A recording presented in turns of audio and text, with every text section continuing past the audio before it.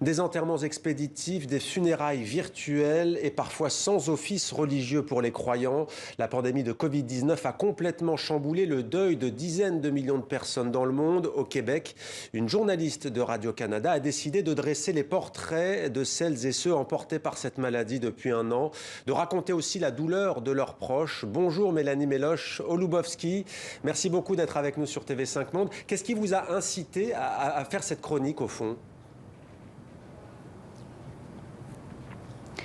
Il y a deux raisons. La première, c'est que le gouvernement du Québec, la semaine dernière, a célébré une journée de commémoration aux victimes de la COVID. Donc, on voulait souligner le coup. Et de mon côté, moi, je travaille beaucoup avec les statistiques, les données depuis un an. Puis, j'étais toujours curieuse de savoir qui sont ces personnes derrière les chiffres, parce que, bon, une statistique, ça raconte pas l'histoire d'une mère, d'un père, d'un frère qui est décédé.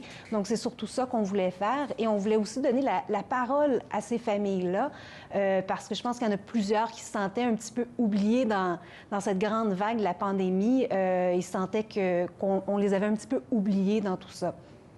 La COVID-19 a fait plus de 10 500 morts au Québec, ce qui fait de la province francophone la région la plus endeuillée du Canada. Près de 3 500 de ces victimes de la COVID-19 avaient plus de 90 ans. Vous racontez l'histoire de ces presque centenaires, nés dans les années 20, que la mort a rattrapé tragiquement. Pourquoi est-ce que vous avez voulu axer sur ces femmes et ces hommes très âgés ? Bien, en fait, la raison, c'est qu'il y en a beaucoup d'entre eux qui sont morts, qui étaient plus âgés. Mais la raison, c'est que ces gens-là ont vécu des vies très longues. Ils ont eu des carrières, des familles. Et pourquoi ne pas parler de leur vie plutôt que juste de leur mort? Donc, je trouvais ça important et intéressant de raconter ces histoires-là. Il y a plein d'histoires fantastiques que j'ai découvertes, des gens extraordinaires qu'on n'aurait jamais connu leur histoire si on n'avait pas parlé à leur famille. Il y a notamment Monte Schwartzman, né à Winnipeg le 10 mars 1928. Il a passé son enfance à Ottawa. Vous nous apprenez que son père était scientifique pour le gouvernement fédéral. On pourrait citer aussi Robert Skulnik et sa famille qui ont été également parmi les premiers à vivre un décès des proches. Comment ces proches, justement, vivent-ils ce deuil, disons-le, quasiment impossible avec des funérailles parfois expédiées ?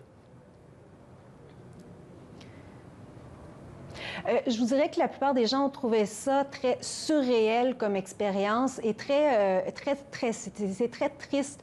C'est ça l'exemple de Frank et Doris, qui est un couple qui était marié depuis presque 60 ans. Ils habitaient la même résidence. Ils sont malheureusement morts à quelques semaines d'intervalle et puisqu'ils habitaient dans deux appartements différents de la résidence, ils n'ont même pas pu se voir avant de mourir. La famille a célébré ses adieux de façon virtuelle. Donc, les familles ont trouvé ça complètement absurde et ont trouvé ça très difficile par après pour vivre leur deuil parce qu'ils sentent qu'il n'y a pas de fermeture. On n'a pas pu dire au revoir comme il faut. Et ces expériences-là ont été répétées fois après fois. Des familles qui ont dû prendre des décisions déchirantes, faire des décisions déchirantes et pas pouvoir aller voir leurs proches avant de mourir. Donc, les gens ont trouvé ça très, très difficile et je l'ai senti beaucoup dans les témoignages. Les gens étaient beaucoup bouleversés par tout ça. Mélanie, de ce côté-ci de l'Atlantique, on le disait il y a un instant, l'Italie se reconfine. La France va annoncer des nouvelles mesures. Qu'en est-il au Québec et au Canada, en quelques mots, pour finir? Où est la situation dans votre pays? Oui, en ce moment, on est un petit peu à un point de bascule. L'Ontario, les cas ont commencé à remonter. Il y a crainte d'une troisième vague, particulièrement avec l'émergence des nouveaux variants. Au Québec, les choses sont quand même assez stables depuis quelques semaines, mais bon, le gouvernement surveille les choses de près parce que une troisième vague peut facilement arriver.